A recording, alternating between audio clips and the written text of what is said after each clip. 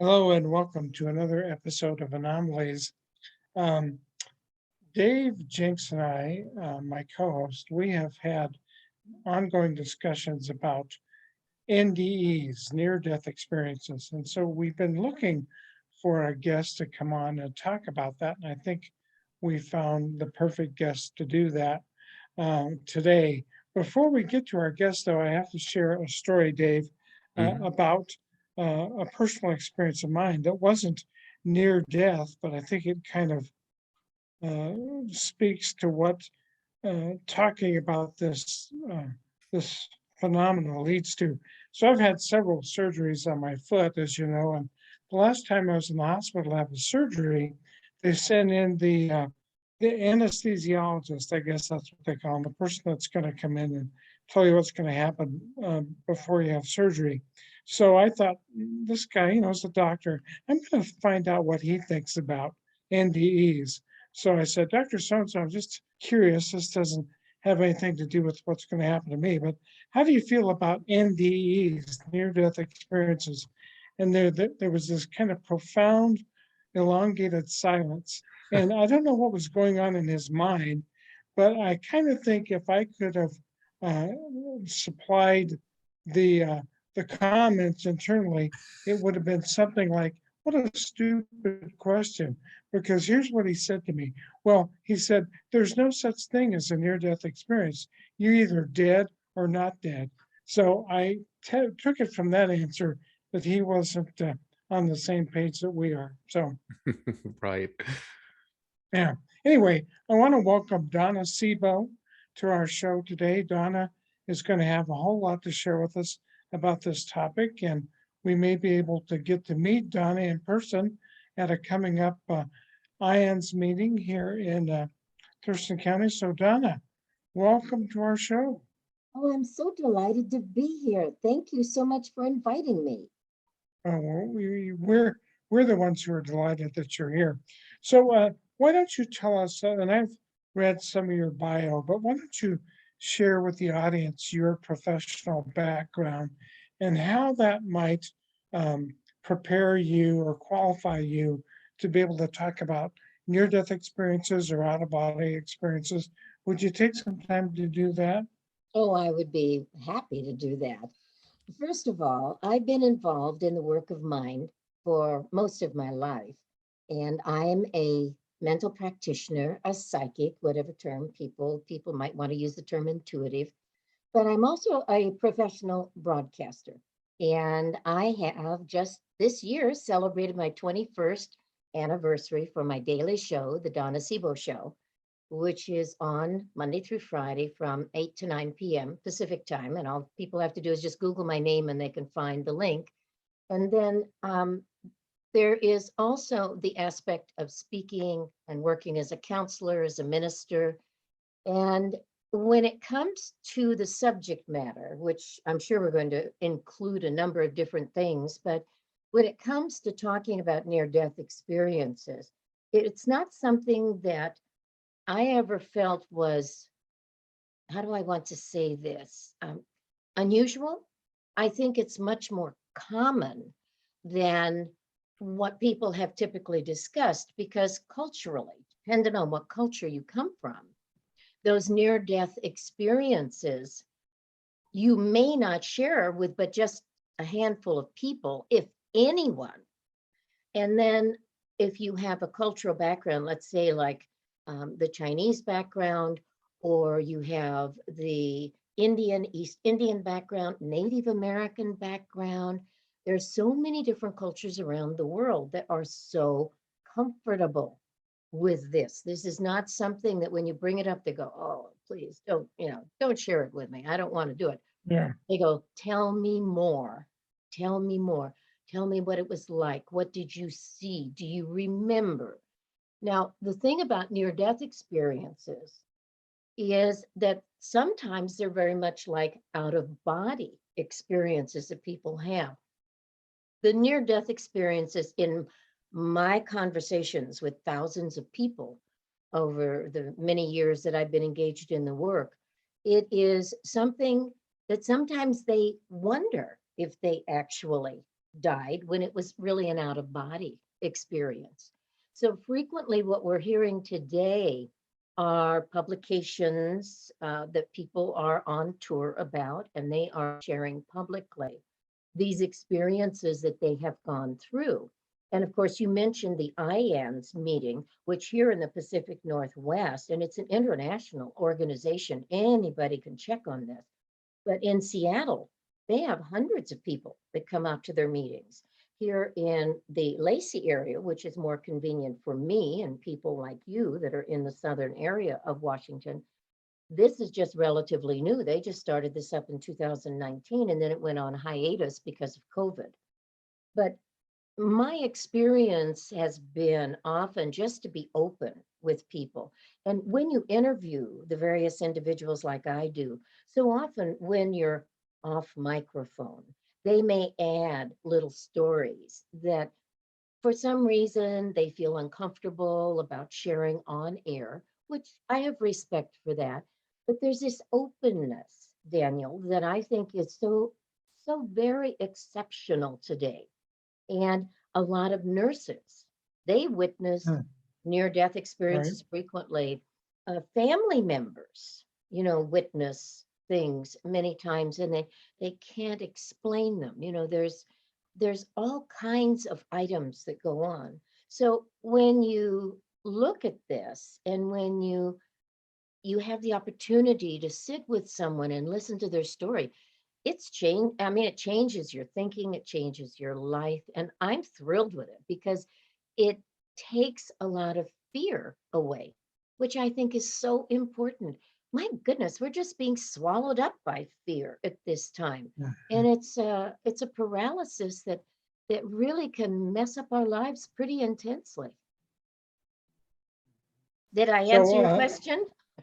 you did, but the problem with me is once you answer one question, I've got more Oh, questions. good, Um, good. so how would you differentiate an OBE from an NDE? Would it be in an OBE you can will that to happen, whereas an NDE you don't necessarily will that? Well, I'm answering the question I'm asking you, so let's let you answer.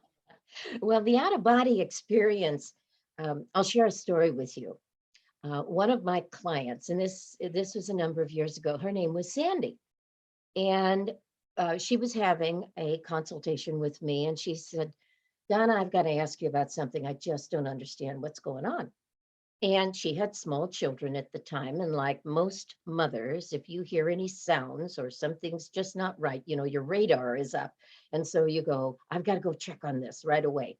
And what happened is she got up out of bed, she goes and she's checking on her kids, and everything's fine. She turns around because the light in the children's bedroom had been left on. The kids hadn't turned it off, and they were sound asleep.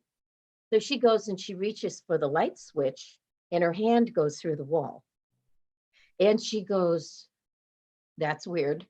She's fully conscious. She's operating in a normal way. She has this experience, and I had to smile. And she said, Donna, then I'm walking down the hall. And she said, all of a sudden, I said, oh my goodness, this scares me to death. And she felt herself go pop right back into her body. Hmm. And I told her, I said, it's an out of body experience. Whereas with a near death experience, they are very close in the way the body operates, because when you have a near death experience, you actually are out of the body. You are able to observe sometimes everything that's going on. There is a nurse practitioner that was very skilled as a healer that I met years ago. And she related a particular experience she had. There was an individual that was being prepared for surgery, and she was known for her healing talents. And so what occurred is she would have a bag packed there. If she got a call in the middle of the night from one of the doctors that had worked with her for a number of years, she would be ready to go to the hospital. She could do a change of dress in like 5 minutes. It would be that fast. And she'd be down at the hospital. Well, this was a situation where it was very critical surgery, very critical surgery. The person could die on the table. And she ended up getting this call from this surgeon in advance of the surgery, asking her if she would come in and be present and do the meditation. He said, I don't know what you do. I just know I've got a very critical case here and I need a little, as much help as I can get. And he said, you've been recommended by other doctors. So he was totally skeptical about the whole thing. So sure enough, she gets a call. He's got a very early morning surgery. He wants to take care of this person, first patient of the day. He goes into the hospital. She goes into the hospital after she gets the call. He says, okay, you need to scrub up. You're going to be in garb. And she said, I know the routine. She goes through. He said, I don't want you to say a word. I want you to stand over there in that corner. And whatever it is that you do, you use your mojo. That's it. She said, fine. So that's what she did. The surgery took quite a long time. She stood in the corner and she did her process that she did for healing. And that was when it was all over. A few hours later, she leaves and he says, thank you very much. She said, not a problem. She goes home, goes to bed because she's just exhausted. He called her the next day, and it was later in the day because the patient had come out from under anesthesia. And he said, I want you to come to the hospital, please. She said, oh, is everything okay? He said, everything's fine. Please come to the hospital, meet me at a certain location. And that's all he'd say. She said, I can be there in 15 minutes. She goes to the hospital and he's waiting for her. He said, come on, we're going to go to the intensive care unit.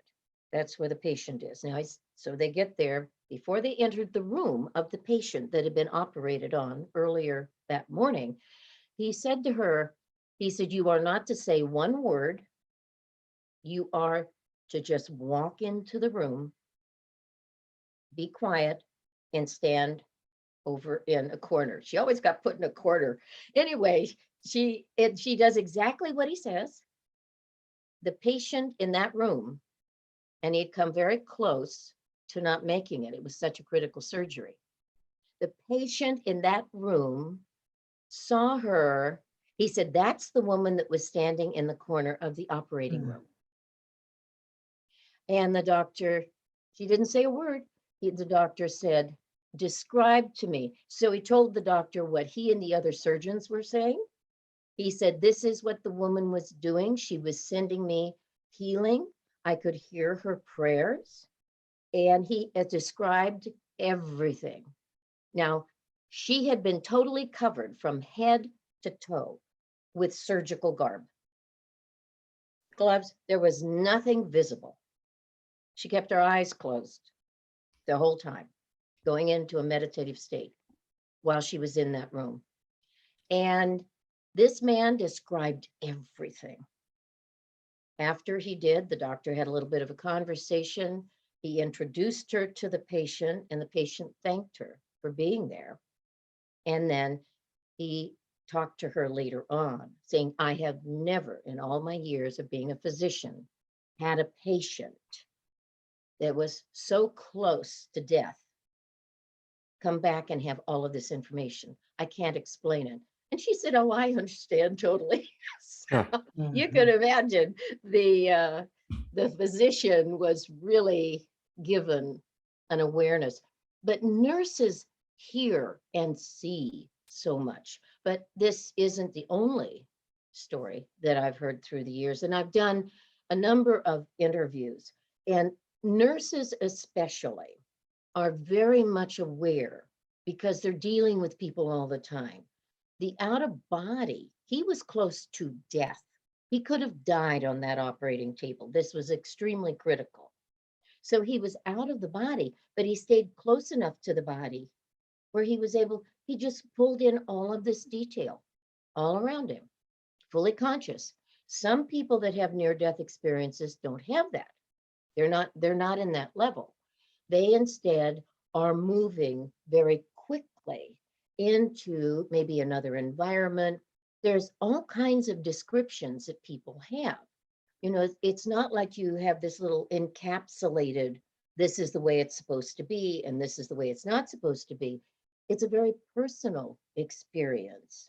And as a friend of mine that's had 2 near-death experiences, and other people that I've talked to, she said, you come back changed. You never stay the same, because it makes you aware of what's going on. I just had a conversation yesterday with, an individual that was talking to someone that had had a near-death experience. And my friend was saying, well, you came back. What changed when you came back? And this person said, I didn't see a white light. I didn't see a tunnel. I didn't see any of this that so many people experience. But what I became aware of when I came back is that I needed to stop walking around with my head in the clouds, that I needed to pay attention to what was going on around me. Apparently, she had had a patterning for all of her life where everything was just hunky-dory. It was like Disneyland every single day. And life isn't. It's nice, but you think about it, after a while, it's not the real thing. Life has a lot of different shifts and changes in it. And she just came back with an awareness about life. And my friend told her, that was your gift. Because everyone my friend talked with said, including herself, that every person comes back changed. They come back with maybe skills and talents. And it's marvelous. I mean, it's great, but it gives all of us an understanding that there's so much more in this expression of life than most of us are ever taught. Yeah, that's a very interesting story. Have you had a near-death experience? No, I haven't. But like just about everybody on this planet, and I say everybody, all of us go through out-of-body experiences. And I've had those experiences, but I have not chosen to do it at will. People can learn to do it at will. I haven't chosen to do that. It seems like I'm kept busy enough at night that I don't need to, to work on it willfully. And it's one of those things that I don't know. I think when you start getting into the studying of the mind and the spirit, Mhm. and you get into different cultural understandings, and have, as I've been blessed to have, all of these wonderful people that you come in contact with that share their knowledge, their wisdoms, whatever they might be, and you just listen, you realize that there is so much to life that we just often discard. It's wonderful, I think. Mhm. I did a presentation not too long ago at the Lacey Library on ghosts and hauntings. And one of the things that we talked a lot about was the fact that if you want to understand that phenomena, you have to understand human consciousness. And an interesting question to me, and I'm interested in your answer, is in the past, we've kind of conflated the human mind and consciousness as being the same thing. I don't think it is. So where is human consciousness located if it's not located in your brain? If those two things aren't synonymous. You've presented a very interesting question, because there could be perhaps more than one way to look at it. But let me share with you my particular perspective. Consciousness, which I would define as universal. It is unlimited. It is always exploring. It records every single essence of every single experience that is known, lived through by every form of life, period. That's my interpretation. The human consciousness has a connection with what we call the universal consciousness. That's the word we use. It's very difficult, I think, because again, as human beings, we like to encapsulate things with little labels, little titles. This is box A, this is box B. Whereas with consciousness, it doesn't have any limitations. And it always is in its expansion. It is there. It doesn't have any judgments. It's there and it's all encompassing. And we just don't have any way of wrapping our minds about it. As individuals, we have, I will say, the brain, which is very much like a computer, and it processes information. And that brain activity is only able to work to the capacity that we're willing to operate it. It's like we've got a whole bunch of software to work with, and we have to learn how to use it. So our human consciousness relates to our experience, but yet we're linked with the universal consciousness. There's really no separation, but we all have our universe, our own particular experiences that we go through. So you might have an experience that would perhaps take you psychically, I'll use that terminology, take you psychically to a situation that's going on over in Nepal. And you are in that experience. You have, let's call it maybe an out-of-body experience, but you're there, you're talking with people, you have all of this that's going on. That's your experience. I don't have that experience in Nepal. You have, and by sharing it or integrating it in some way, maybe in a story form, well, however you choose to do it, but it affects you. That goes in to the universal consciousness, and you're adding to that stockpile, which is unbelievably huge. But every time you share your experience with someone, there may be a person that comes up and said, you had that experience. Oh my goodness, I'm so glad I'm not going crazy, because I was in South America and this is what I saw. And then something happened a short time later and I was in this time and space and I can't explain it. Or we will get, I like to call them downloads. And I'm fascinated with this. I have been fascinated with this ever since the woman who was my mentor shared with me the understanding, which I didn't have much of, I have to be very honest, shared with me the understanding that I had these skills of mind that I was going to be using for most of my life, which I still use today and I use with clients. There are times we get downloads of information that we just have no clue where it's come from. We don't know. It's not in our knowledge. We didn't go to college to study it, but there it is. And you find with scientists like Tesla and Einstein and, so many others, they will often say, I don't know how I got this information, but I got it and it works. It's fascinating. So in a sense, it's separate, but in another sense, it's not, because we have this link with this massive amount of information that the human mind can't even begin to comprehend. We can't. We have a hard enough time just dealing with having to scramble eggs in the morning. I mean, let's get real here. And if you deal with emails, you're ready to have, a coffee break within 15 minutes because you've got hundreds sitting in your box from God knows where. It's just life. So each of us are contributors. Each of us are very significant. And that is what I just love about being engaged in the work of mind, because it doesn't have any discrimination whatsoever.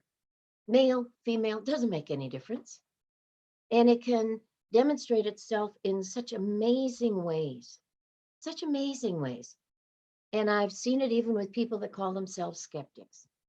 They don't realize what's going on. And because they're not aware, or they become intimidated, they become afraid.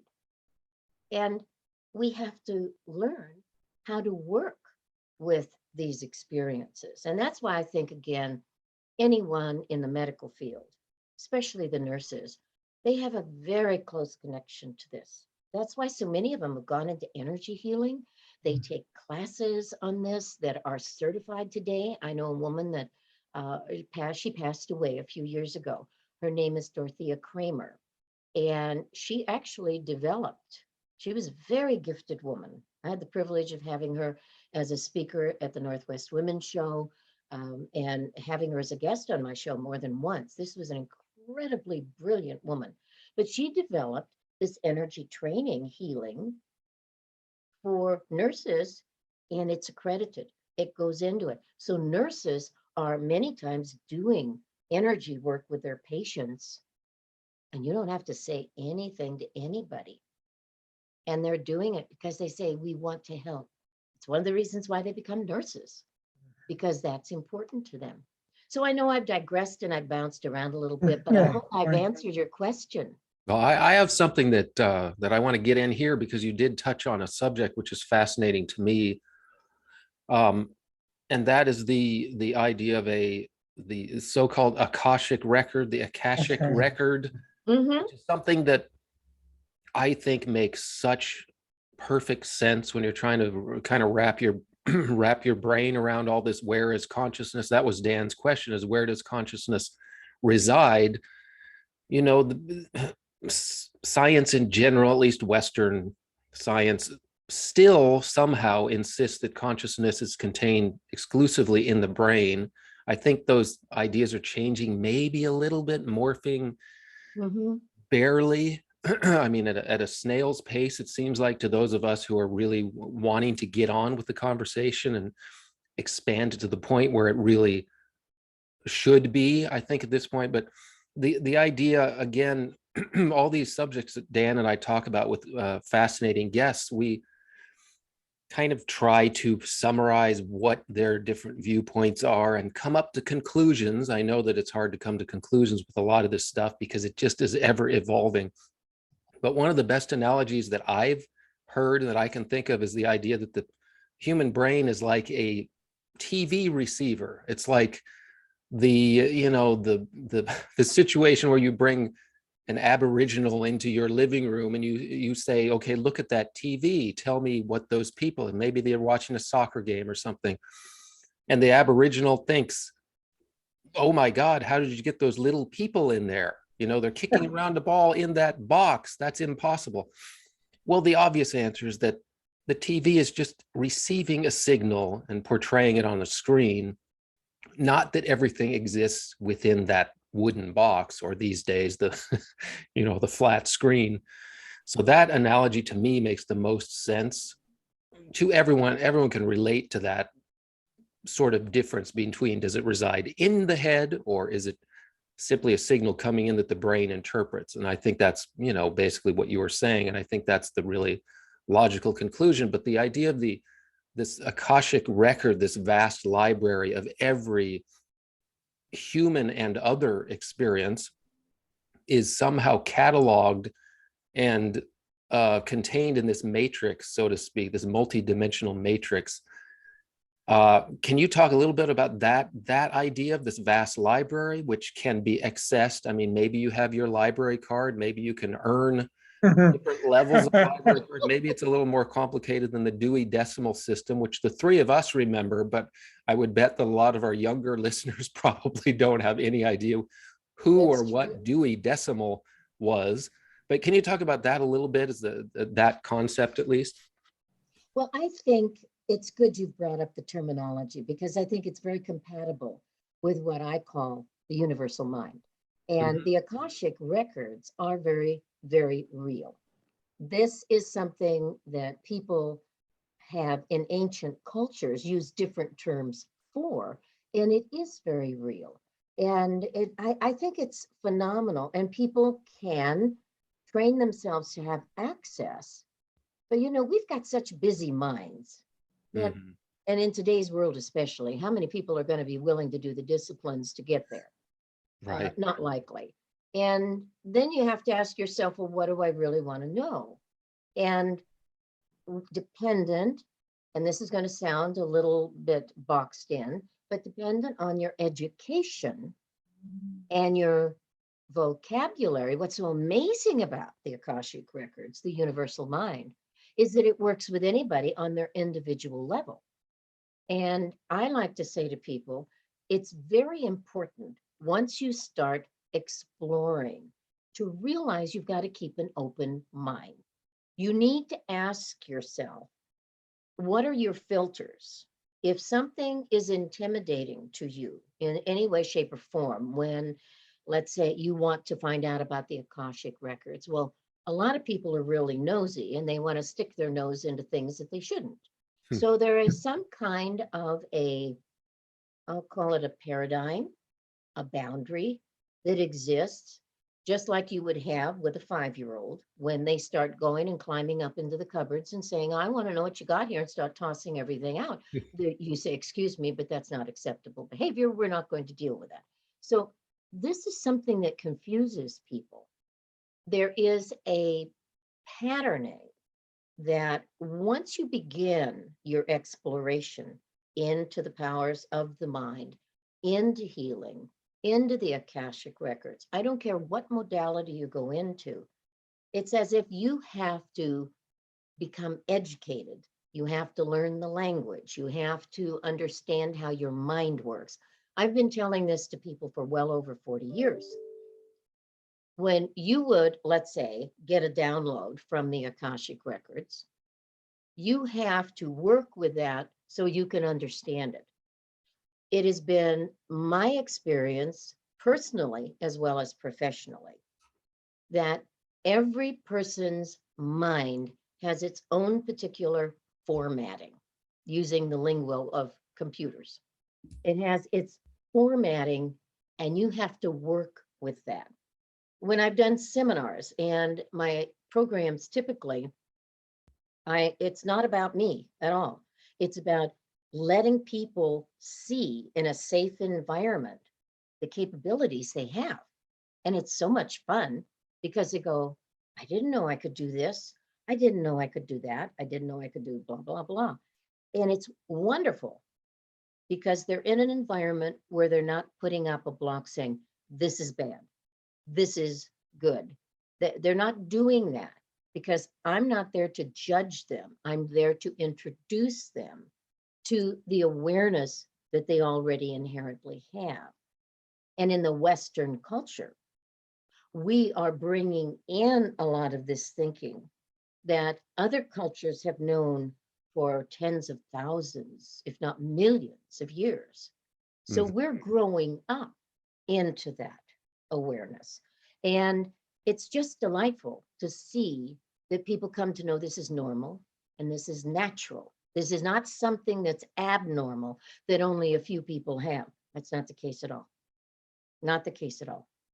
But there are those that have different skill sets, those that have different capabilities, different talents. So when you are wanting to explore the Akashic records specifically, believe me, it may take you a while before you're able to do it. And then you have to ask yourself why you want to do it.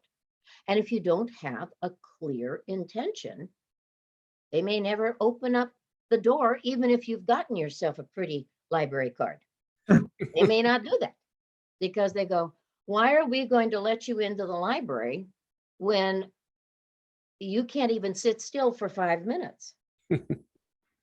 See, so there's a lot of what I want to say paradigms to deal with, but I think it's fascinating. And there are some people that will make the statement, this is what they do. And I've done interviews with different people in different parts of the world that this is something that is their primary interest. And so they have focused on that. But you know what? It's taken them years.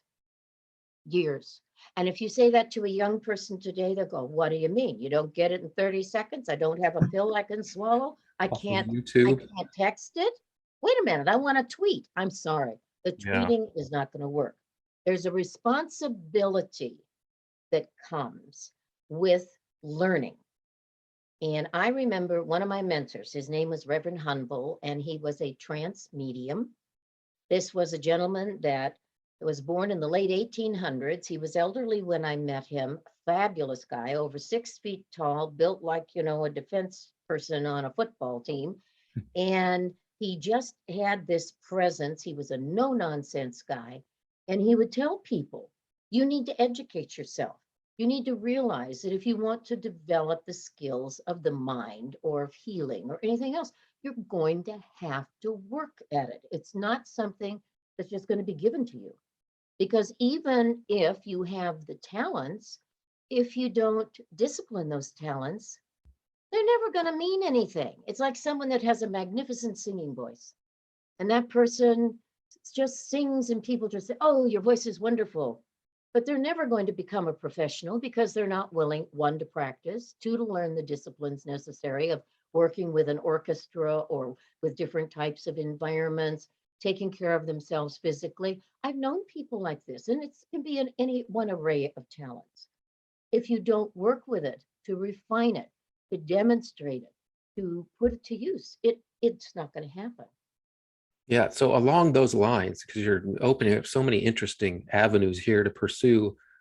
Well, first thing I want to say is that to me, the Akashic record is such a neat theory, such an elegant model, because it seems to explain so much. Like when you ask, why do some people's lives seem to be uneventful? You know, why do people live boring lives? Why do children die at the age of 1 year old? You know, why do mosquitoes exist? Why do things that seem very insignificant? But also on the other end of the spectrum is, why do we have evil dictators? You know, why did Adolf Hitler exist? I mean, he was evil. What good can that be to a universe? You know, is the universe evil?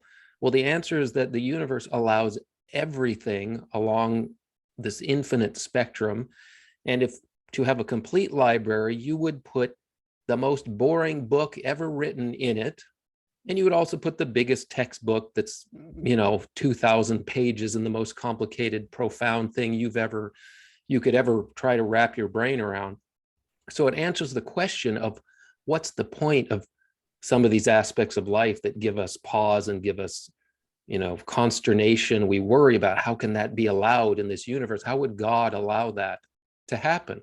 Well, the answer is that God wants to fill the library so that future generations and those who've earned the right and who have the library card, or the classification maybe is an even better term if you're looking at sort of intelligence agency or government levels. If you have the credentials, you can tap into it. So the question I wanted to ask you, Donna, is, you mentioned download. Sometimes you get a periodic download. And I'm wondering, what do you think prompts the download? Is there a specific situation? Do you kind of, to use the video game terminology, do you level up and earn the reward and you receive it? Is it serendipity? Is it random? I mean, when do you get this download? What kind of conditions do you think have to happen before you get that? Actually, the condition is a very simple one. I just do it. It's not, I don't need a tool. This is something that surprises a lot of people. In many programs that I've done, in fact, with IANS, I did it at the last IANS meeting, which was in January, and I did a blindfold demonstration. Now, this is what it was. Every person that came into the meeting was given a ticket. And you've seen tickets, you know, where they have double tickets. So one ticket goes into a bowl and the other one goes to the person, right? Mm-hmm. All right, that's what I sometimes will do. So I have no idea who gets what ticket, what number they have. I then have someone else, when I put the blindfold on, they will draw one of the tickets at random. When they draw that ticket, they call out the number to me. When they call out the number, I start getting information.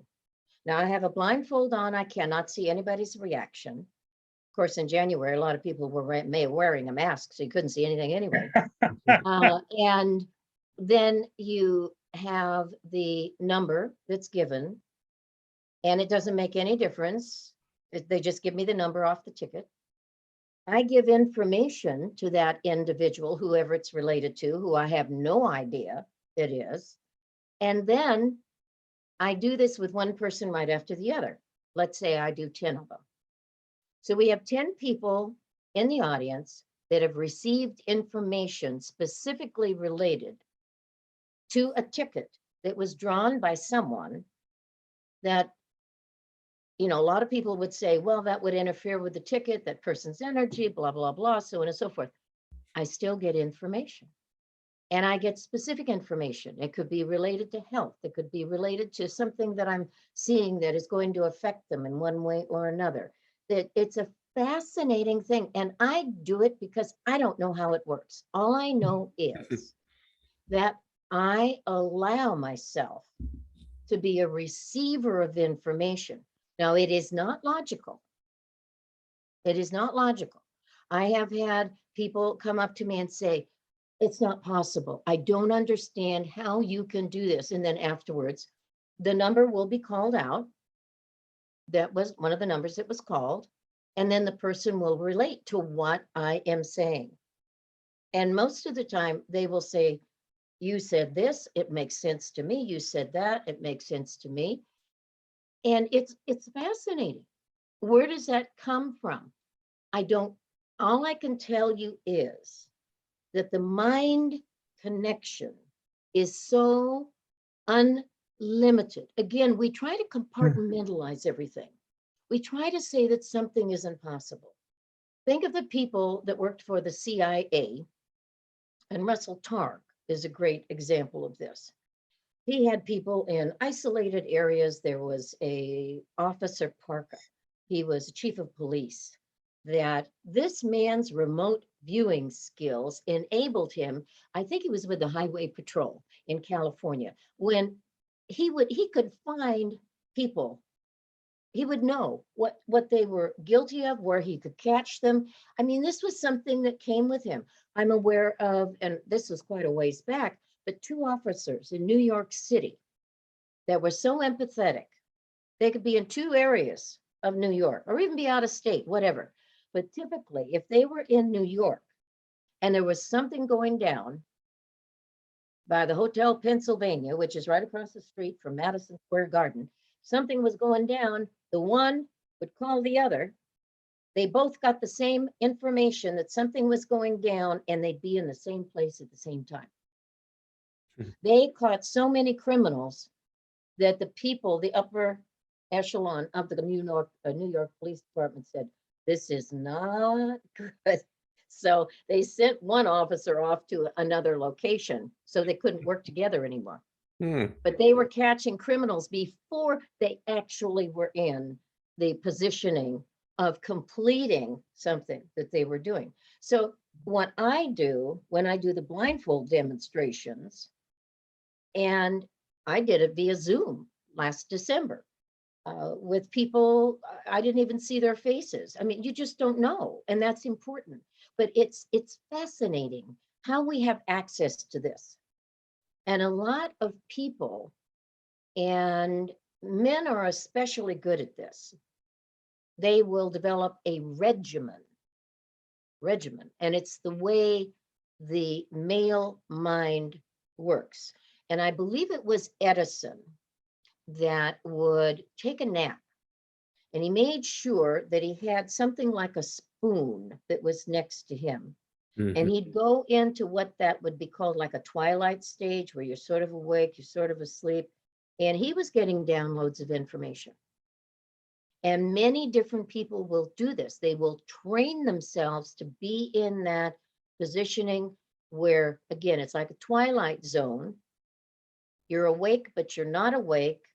And it's a very significant space to be in, because you're not thinking, you're not trying to process anything.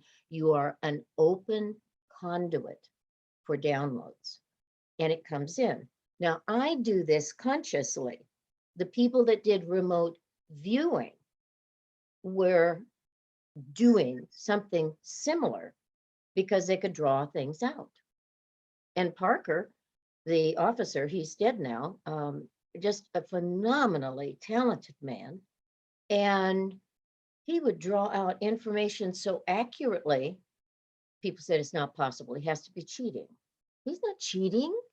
He's stuck in a booth somewhere that not even God could get to him unless he had a special connection.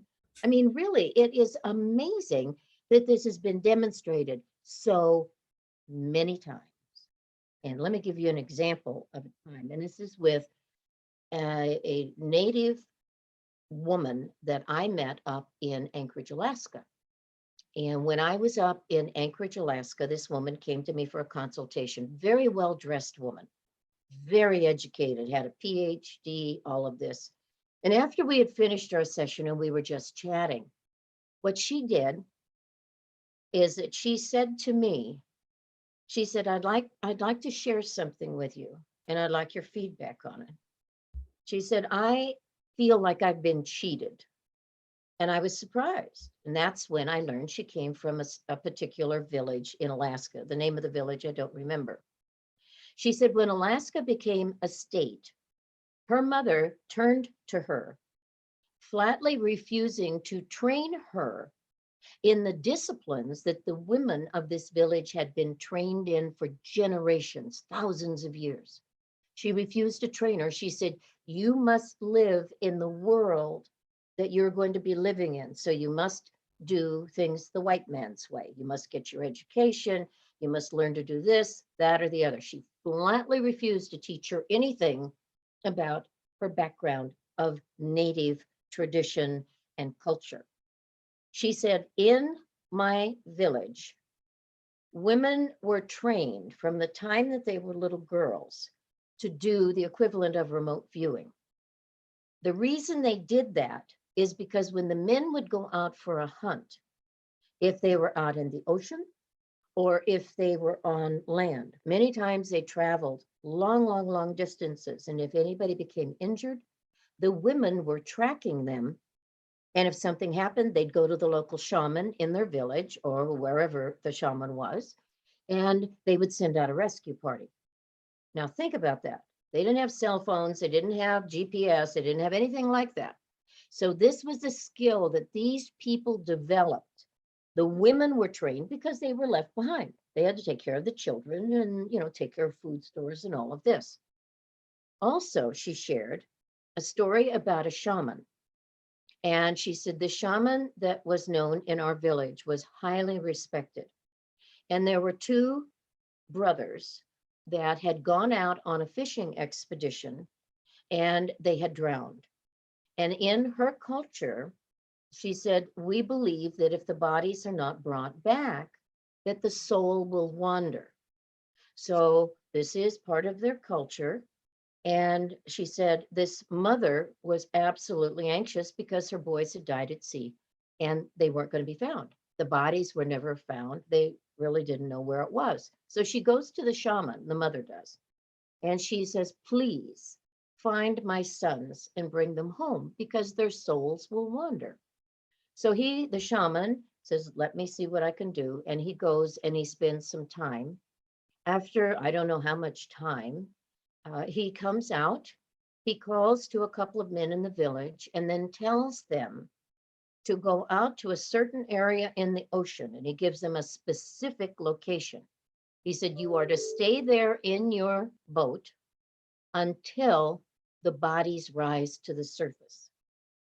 The men did as they were instructed to do. They went out to the area of ocean as they were told to do. And sure enough, they sat out there, they waited. Both bodies of the two young men that had drowned came to the surface.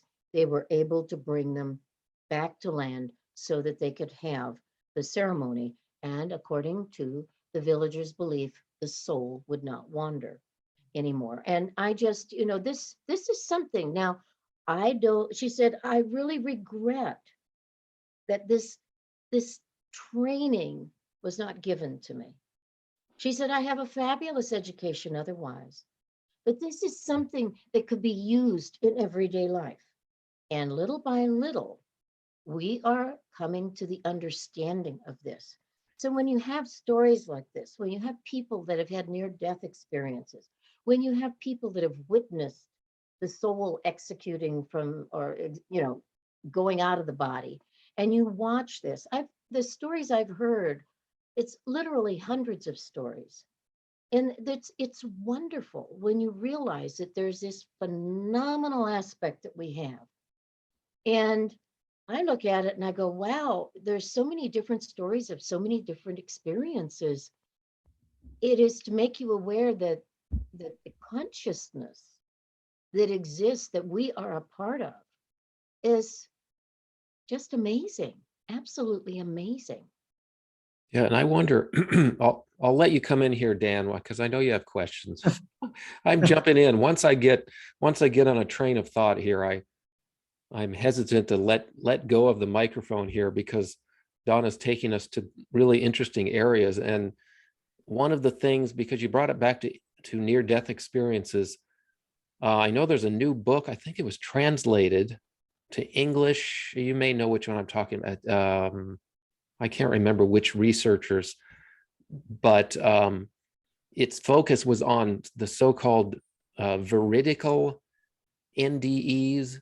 In other words, veridical meaning truth, but also, I was looking up the definition here, but basically truth. They're calling it veridical experiences because they're shared experiences between multiple witnesses. Mm-hmm. And what appears to happen in these cases, and they've documented many of them, it's not just one or two that can be dismissed as some weird coincidence, but it's dozens and dozens, maybe hundreds, where people present at the moment of death of a loved one. And I think this includes not just family members, but as you were saying, nurses, doctors. I mean, they're involved in these situations. They may or may not talk about it. I tend to agree that it's probably the nurses who are closer than the doctors who jump in, do their surgery, and they get on to their next appointment. The nurses have more of a personal relationship, potentially, with patients. So multiple witnesses to extraordinary events, opening of doors, visions, shared visions. And I wonder, because you mentioned there's kind of a timeline, it looks like, for us waking up to this. You can, the excuse for the US in particular and the Western world is that we are a relatively young country, right? We've only been around for 200 to 300 years, not thousands of years. Maybe that plays into why we're so hesitant to believe these legends and stories and accounts from other areas of the world. But I'm wondering if there's a process in place that we can't stop despite the skepticism. Is it just a natural evolution that we will eventually have to accept that this bigger reality, this universal consciousness exists? And I'm thinking this example of the shared NDEs, that's not something that you will consciously. It's just something that happens that is something you can't interpret any other way than that people are experiencing a fantastic thing simultaneously. And you don't walk away from an experience like that and say, well, that was just coincidence. You say that was profound and it changes your life. So I'm wondering, Donna, the question is, do you think there's a natural evolution towards this that cannot be stopped necessarily? Not that we want to stop it, but it's just how things are going, regardless of our desire, or our amount of skepticism. Yes, I do think it is an evolution. I do think that there have always been those that were centuries ahead, just like Tesla. I use him as an example because of his concepts about free energy, so many things. It takes a maturation. And that is why many times those that would have the experiences would not talk about it. Padre Pio out of Italy. This was a healer that I've done some interviews with people relative to him. And even today, he is working with people, and he died many years ago. But this woman that I interviewed had a chance to meet him in person, and he helped to heal her husband. But there are those people that have these phenomenal talents and abilities, and usually they don't want to be too public about it because she was, let's face it, a lot of them were crucified or burned at the stake or chopped up, and fed to the dogs. And that's rather crude and coarse, but that was the mentality of people. And so with COVID, and something I have been saying for the last 2 years, going on 3 now, with that environment, there was a pushing forward of like 10 years because of the lockdowns, because of all the different things people were experiencing, because we had taken so much for granted. People became more aware of death, which is very much a part of life. We're all going to kick the bucket at one time or another. Some of us are here for a short term, sometimes maybe seconds. Other people are here to live to be 130. There's some guy in the Middle East that died at 130 years of age, just about 2 weeks ago. All right, and 104, 105. We're living longer because we have better conditions around than our ancestors did. Technology has enabled us and also crippled us in some respects, but it's pushing. We are in a cycle of an advancement. It's occurring not just with a few, but with millions, billions of people. They have been forced to awaken to certain levels of awareness. Might have taken them another 10 years or so to become aware of that. So we are evolving. And I look, for example, at what's going on in Ukraine and with Russia. And that's the primary attention of so many people right now, justifiably so. And it's because of an individual who has wanted to go backwards, doing behaviors that generations ago, not that far back really, would have been acceptable. It's something that we didn't have the communication capacity when Hitler was doing his work. We didn't have the communication capacity when Stalin and Pol Pot, Idi Amin. I mean, look at what happened in the 20th century. My Lord, we had enough despots working and killing and brutalizing people and just horrible things that went on in the 20th century. Mm-hmm. It was said that we had 20 wars going at any one time on this planet.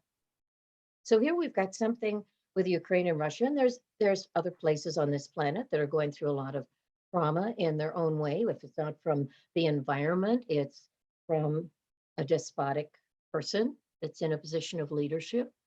So here we've got this, and you'll hear a commentary, like one woman's commentary that I heard. She said, "This is the 21st century. We don't have time for this kind of stuff. This doesn't fit." Now, you would not have heard that in the 1900s, in the 1800s. It just wouldn't have been said. This is, look at what's happening on the response or with the response of nations around the world. They're going saying, "Excuse me, we don't need this disruption. We got to take care of business, for heaven's sakes. You cannot do this." This person is going according to a modality that worked in Stalin's era, for example. And that's what he wants to do. He wants to go back to the era of Stalin. He's KGB. Those are facts. That's not something that's being made up. So when you have that kind of a mentality, and you have another mentality that's coming in and saying, this is not acceptable, you've got a major shift going on. And it's not just with the US, it's all over the world that's coming in.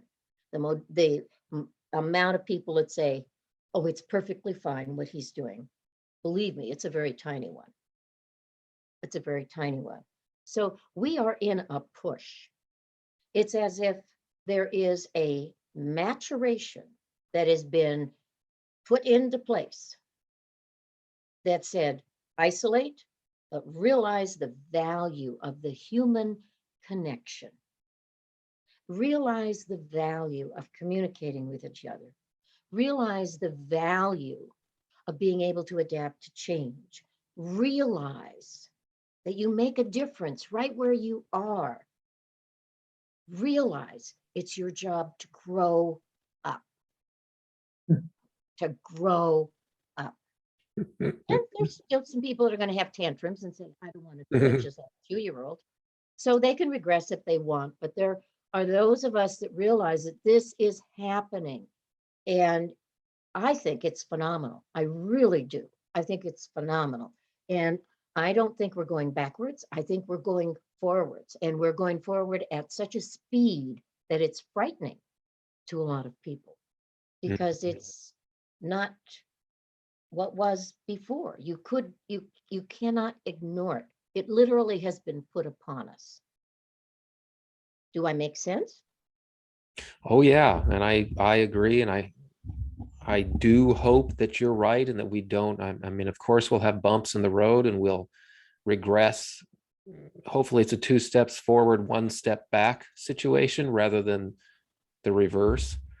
But I think that's why there's so much interest in the topics that you discuss in your show, that we discuss here. Is there's just a growing interest in learning something more, something more meaningful than what we've been doing for so long, because that gets tedious and it just doesn't feel like moving. It doesn't feel like evolving. And so I think that's what we're helping to do here. Hopefully, I've got one more thing that I want to make sure to cover before we run out of time, but I can wait till the end, because it's kind of newer research that's come out that I find very exciting. And I'm sure that Donna knows about it, has probably run across it. I want to talk about that, but I want to give Dan a chance to talk here too, because I know you got some stuff, Dan, right? Well, I'm always amazed at Dave's way of portraying what's going on during our conversations. He kind of talks like he's monopolizing the conversation. But Yeah. I've known Dave for 25 years. Yeah. So we've been doing this podcast for like 12. Dave always advances the conversation in an interesting way. And his question about the Akashic records, I was thinking about that when he asked the question. So, Dave, I appreciate your apologetic We're on the tone. same wavelength though, but I do want you to get in there and ask some questions, because I know you've got your own approach to all this too. Right. And I appreciate that. So, Donna, I'm thinking about, and I've never had a near-death experience. I've read about other people's near-death experiences, and there seems to be, I want to call it a stereotype of those experiences. And you said something that would indicate to me that it's, like many stereotypes, not accurate. What I'm talking about is the tunnel where the people are going by down the white light. They see all their relatives, their past pets. Maybe they meet with Jesus. Maybe they meet with somebody else.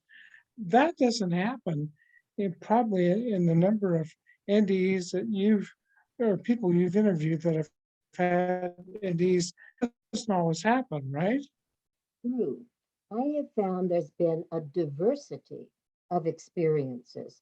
One of the, I'd say, the common threads that I have seen, and it's not with everyone, but it's not atypical, and that is they will say they have a conversation with someone. They will describe it as a light or a being. Sometimes, dependent on their cultural background, there will be a god of some kind or a religious symbol, whatever is going to be significant to that individual that's going through the experience. It's very personal for them, very personal. And there is conversation, there is information that is given. People will be told, you're not going to stay. You've got to go back. Sometimes it's a relative that's telling them that. Sometimes it's another person that they've never met. Sometimes it might be a group of people. But there is this communication that goes on. And sometimes people in this communication are given information about what they need to take care of. Some people will be shown how, I know of one person that went through a near-death experience. They were really a first-class jerk. And when they were going through their near-death experience, I mean, I'm telling you that that's how they described themselves. They were very selfish. They were very self-centered, which is being selfish, of course, but they really were harming a lot of people. And in this near-death experience, they actually were put in the position of being the persons that they had harmed. so that they were feeling what that person went through. And it transformed their thinking. When they came back, they said, I can't do anything like this. I had no idea, because they were so self-centered. So people will have these different experiences. And I just find it extremely fascinating, all of the variables that go with it. And as a friend of mine said, she said, everyone she's ever known, including herself, comes back with a gift. And I'll circle back to the woman that I mentioned that had the near-death experience and didn't see the white light and didn't see the tunnel and didn't have any of that. But she came back with an awareness.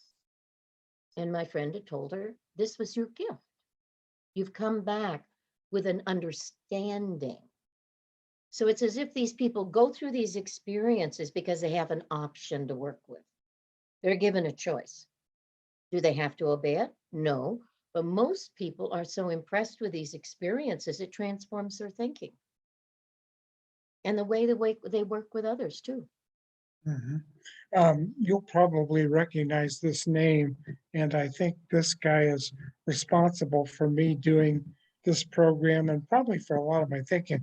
You'll probably recognize the name Art Bell Oh, yes. and Coast to Coast AM. So I remember listening to Coast one time, and this is kind of the opposite of the question I just asked about the white light.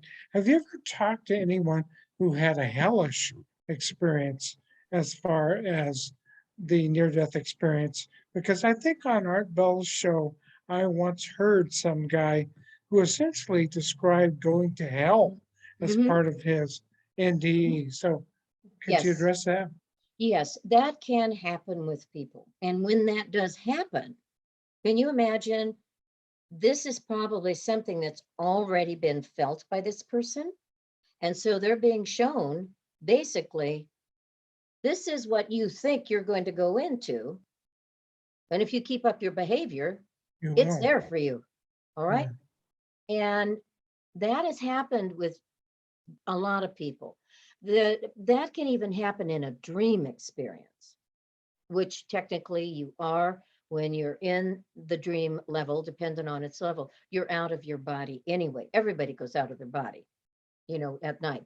That's why people sometimes, and my mentor used to say to me when I would complain about, gee whiz, I'm in such a boring job, and I was just beginning to develop my skills. And she said, Donna, you work so hard at night when you're asleep, you're not aware of it. And she said, you need a boring job so you can stay awake during the day. And it was something that I just thought, really? But I was having so many experiences, being able to see, this is something I have not had happen but once, but where I was able to see through my eyes, without my eyes being open, I could see very, very clearly. I was out of my body. And what I found out later, and I was questioning people that I had come in contact with, they couldn't explain it to me. I said, well, what is it? Well, what it was is I was out of my body and I could feel myself turning around in my body. It was a very unique experience, but I came across some material because I'm an avid reader, and I was an avid reader long before I got into doing my shows.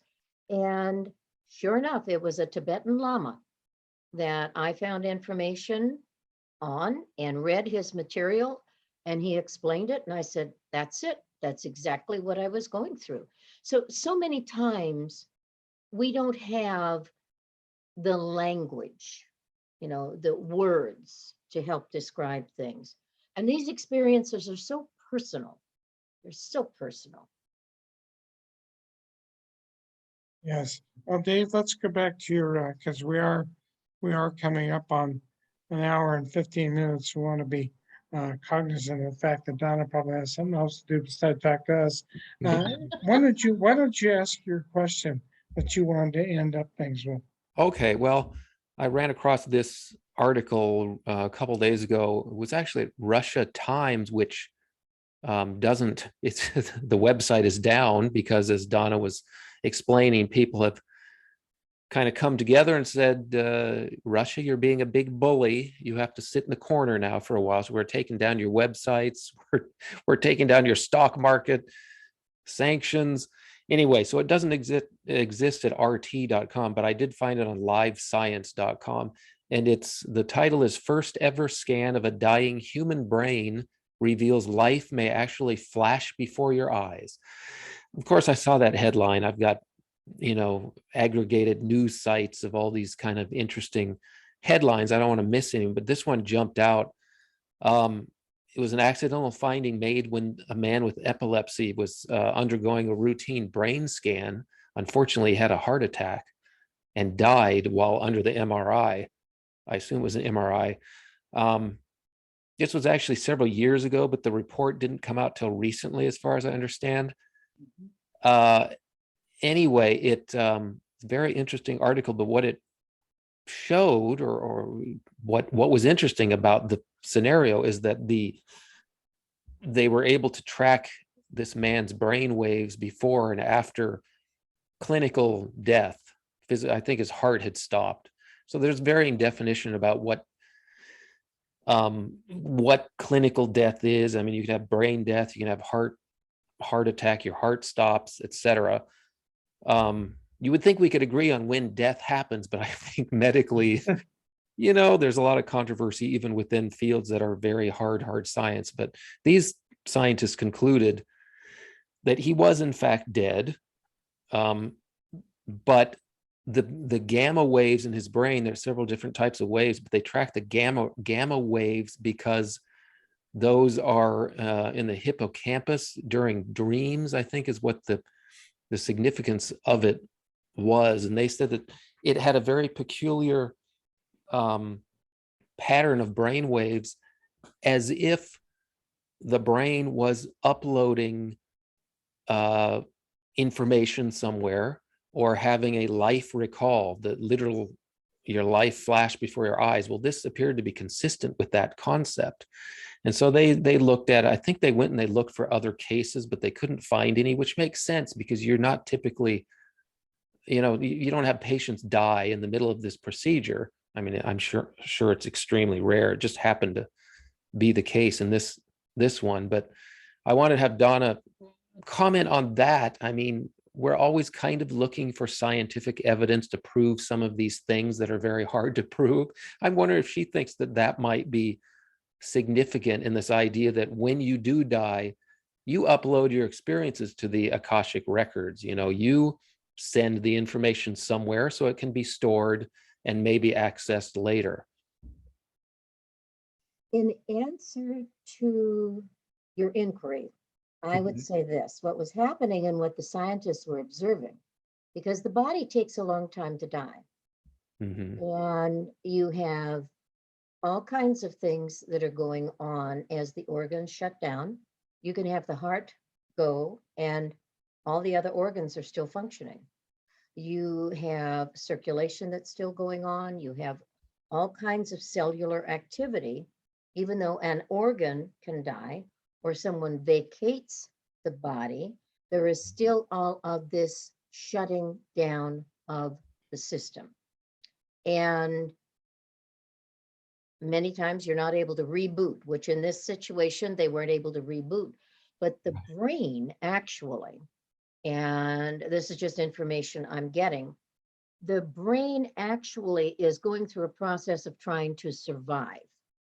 And as an organ of the body and with all of the responsibilities the brain has, it often will shift from one positioning to another to try to keep everything going.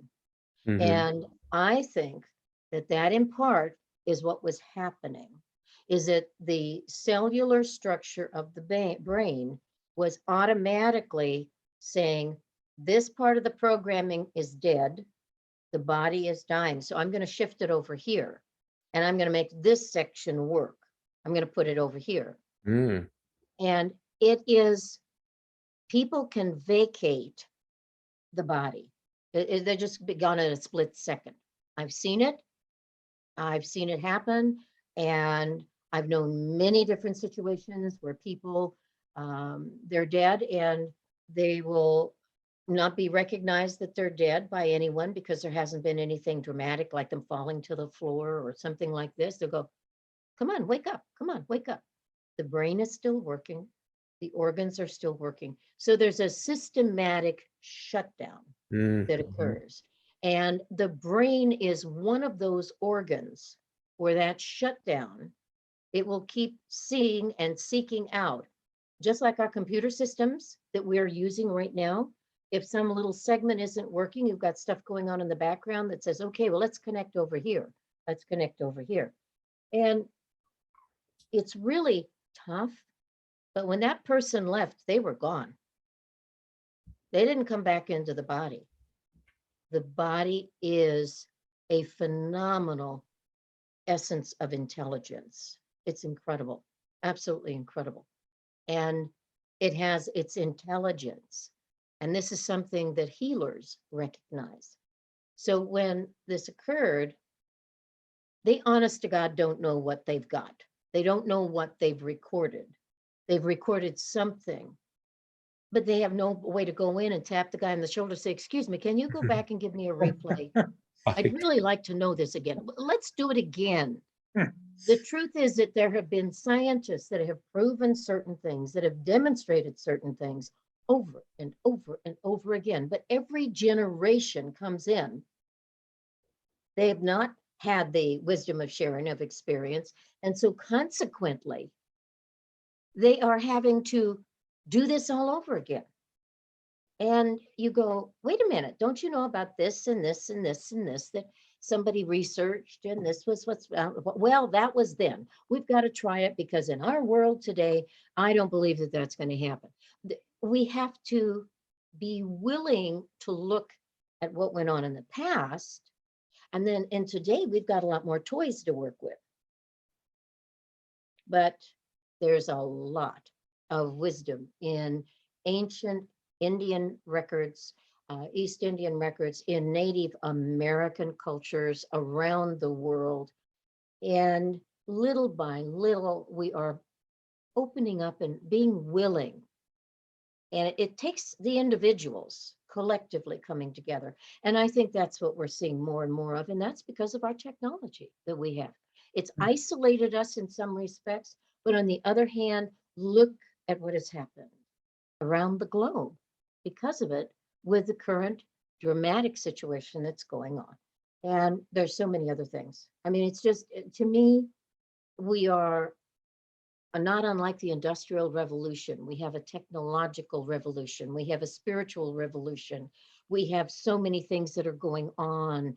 And a lot of the old systems, they're screaming, they're having tantrums, they're explosive. They're saying this isn't right. That doesn't fit the modality that we show that it is absolutely only this way. And what's happening is that we're saying, excuse me, but I think I'll take door number 4. You've got 4 here. After I get to door number 4, I think I'll go to number 1 again and get a refresher. And then I'm going to go to number 3. And then I'm going to go to number 2. We're not wanting to limit ourselves. At least we shouldn't. And that's where I think having this kind of programming and having communication and sharing different people's opinions and perspectives, it's so important. It allows us to grow up. Yeah, and I looking or referring back to that article, I had a vision of the HAL 9000 in 2001, A Space Odyssey, where HAL is dying piece by piece as the character takes the memory out. And I'm thinking what Donna alluded to here is that the brain, I think we know almost nothing about the brain. I mean, setting aside the idea that there's a universal consciousness that the brain taps into, I mean, that's beyond our comprehension. But even the brain itself, it's such an adaptive organ. And I think your interpretation is probably correct. The brain knows how, it has backup systems, just like a computer. It has plan B and plan C and plan, down the alphabet. And to shift the abilities of one area that we think a certain type of perception or other function is confined to a whole other area is just incredible to think of. And then when you go into the idea that other organs may be capable of doing that, shifting responsibilities, the heart is not only responsible for pumping blood and so on. It holds emotions and, you know, can cover for other organs. That type of stuff makes you realize how, you know, how much more we have to learn about everything, even ourselves, you know, these bodies that we live in day to day. We don't know what our vessel is capable of. And so, as you say, we keep opening doors. Hopefully we'll learn that eventually and realize how limitless we can be in body and soul and mind. I mean, I think it's an exciting journey that we're just starting here. So I totally agree. That's our purpose here, is to get that conversation going and just learn. Well, Donna, thank you for spending time with us. I feel like we've discovered a treasure in you, and I hope you will consider coming back, visiting with us. And if you had a terrible time, just forget our names. No, Just but don't- I'd like to give Donna a chance to show us a couple. She's got a couple books here that Yeah, do that again. Yeah. Yes. incredibly fascinating that we need to have people know about. Yeah, let me see if I can put it up. It's called Dying to Wake Up by a Dr. Rajiv Bharti, MD, and that's Rajiv. Yeah, we can see that. That's good. Dying to wake Okay. up. Now, this is a gentleman that I met, Jerry Willis, I think 10 years ago. His book is fascinating, and it's called Healer, the Jerry Willis Story. And he's had a near-death experience, but his journey has been a very unique one. And he's a healer, and he's just a very, very nice human being.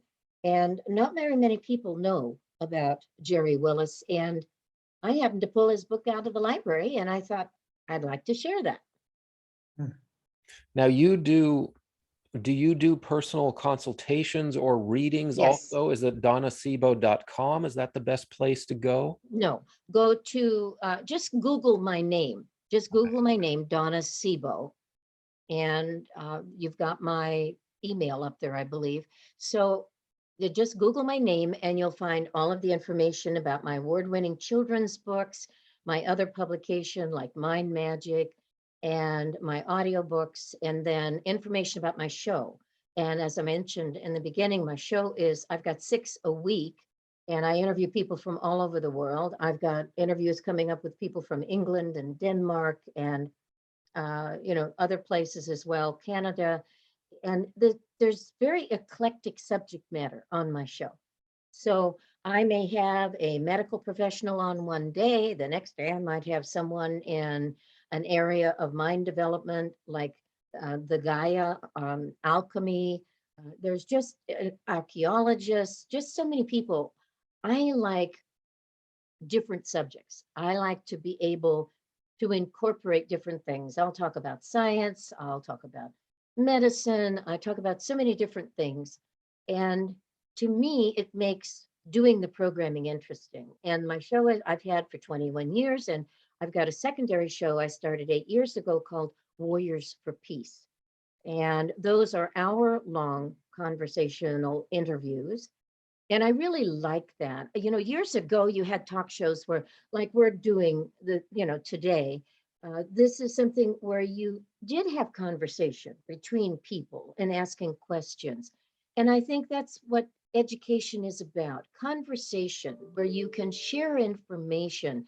You're not using a hammer saying it's just one way or the other way, bang, bang, bang on somebody's head. No, this isn't dogma. This is information that you can use if you want to use it. And if you don't want to use it, that's okay too. But at least be aware you have this option. And I've got hundreds of shows that are available for people. They can go in and listen anytime. And they're in my archives. There's a player on my network page where they can go in and just turn the computer on in the background and do whatever work they want to do and listen to all of my wonderful guests. It's really great. And then when I'm in studio where I can take callers, I always announce that at the bottom of the hour, where I'll say I'm in studio or I'm not in studio, so they can pay attention to that. And if I'm not in studio, I will say, so they can't call in. But if I am in studio, they can call in and talk with me directly. And that information is given out over the air. Well, thank you again. Dave, do you have any final thoughts there for Donna? Well, we aspire to have a show like Donna has, is my thought right now, is that I think we could learn some things from she's been Donna, quite a doing few things. she's been doing it for a long time, and we totally agree that that approach of just bringing in all sorts of disciplines, different points of view, is really a good, it fosters an environment of learning. As you say, you can pick and choose what you're particularly interested in, but you start making connections between things that you didn't, on the surface don't seem to be related necessarily right away. But after a while, when you talk about enough of this stuff, you realize that everything is connected. And it just gives you a better understanding of how things work, how people work together or don't work together, how different disciplines can mesh at certain levels. It just makes for a more educated audience. And, you learn and learn, and you can never stop learning. But we really do appreciate that you're doing the same thing as we are, and we aspire to become better at it too, with excellent guests such as yourself. So I just want to say thank you, Donna, for taking the time, for hanging out with us. It was really fun and educational.